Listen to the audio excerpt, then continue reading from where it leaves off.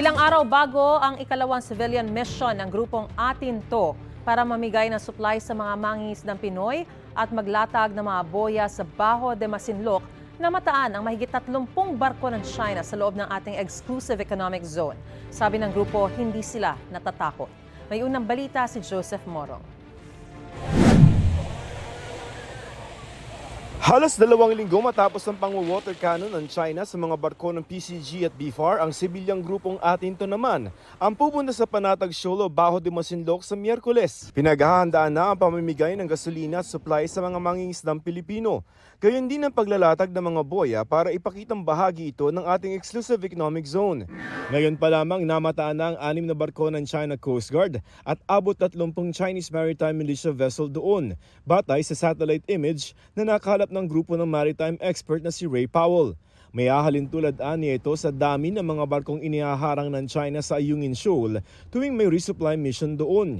Pero hindi raw natatakot ang grupong Atinto. Tuloy raw ang paglalayag para i-civilianize o gawing sibilyan ng rehiyon at itaguyod ang ating teritoryo.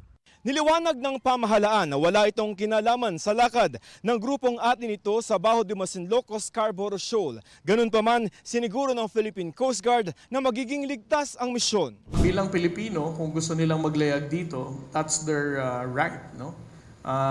Again, sa Coast Guard, we just have to ensure that they are safe.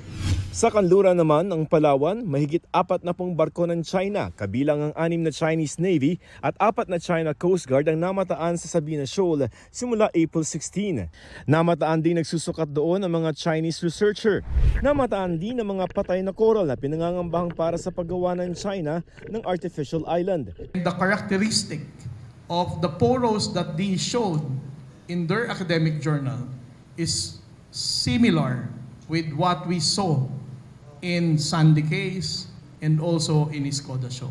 Ibig sabihin, meron daw silang pipe, meron silang mahiwagang tubo na inilalagay sa ilalim dyan, at from there, they use that to throw etong mga crushed corals. Ang Chinese Foreign Ministry iginiit namang walang basihan ang mga paratang na magtatayo sila ng artificial island sa Sabina. Mahalaga ang Sabina Shoal kung saan nagkikita ang Philippine Coast Guard at ang AFP Western Command bago tumulak sa Ayungin Shoal para sa mga resupply mission na ilang beses ang nauwi sa pang-water cannon din ng China. Kamakailan napabalita ang new model na usapan umano ng ilang opisyal ng China at Pilipinas para pahupain ang tensyon sa West Philippine Sea. Dati nang ikinaila ng National Security Council na mayroong ganitong kasunduan.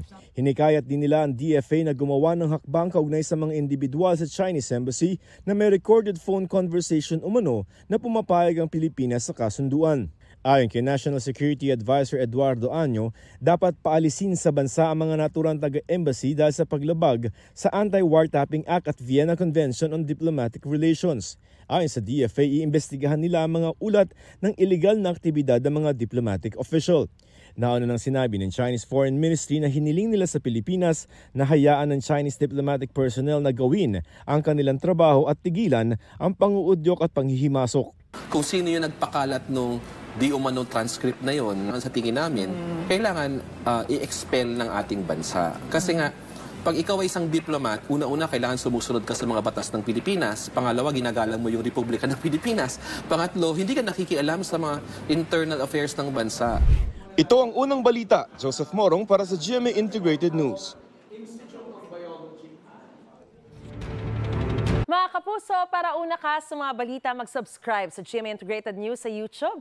Sa mga kapuso abroad, subaybayan niyo po kami sa GMA Pinoy TV at sa www.gmanews.tv.